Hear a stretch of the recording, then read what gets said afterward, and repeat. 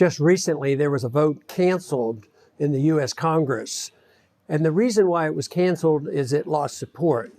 The president has been very anxious these last several months. Matter of fact, the last couple of years, he's been very much involved in fighting the war to oust Assad in Syria and supporting the rebels.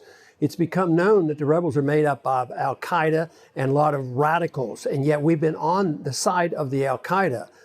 Well, the president said that he wanted to do more to help remove Assad by bombing that country and helping Al-Qaeda.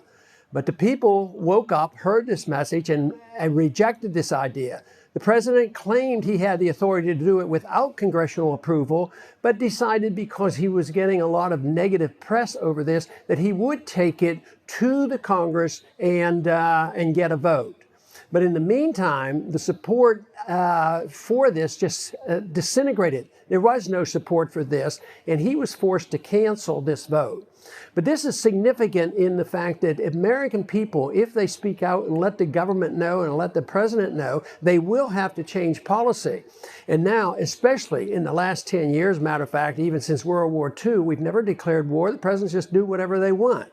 And this is the first time in recent history where the American people spoke up and actually stopped a bombing from happening.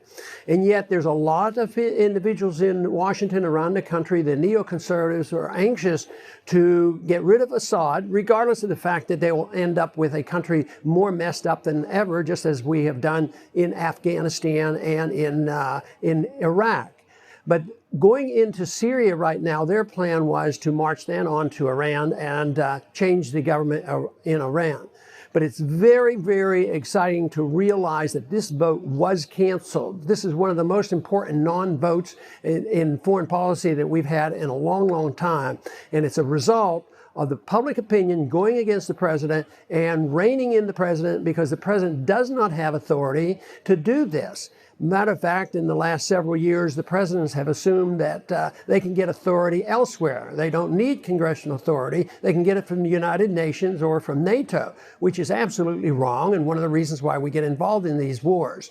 So I was very pleased that this happened. I just hope the momentum continues. But right now, the neoconservatives are on the defensive. They have been set back a bit. They are trying to rally and get the warmongering spirit alive again. But right now, we as Americans should all be very pleased that the bombing did not occur in Syria. And hopefully, this will bring common sense to the way we treat Iran, and that we start talking to them, which the president has agreed to do, instead of just assuming that the only solution for our international concerns have been through war. This, to me, is a good sign.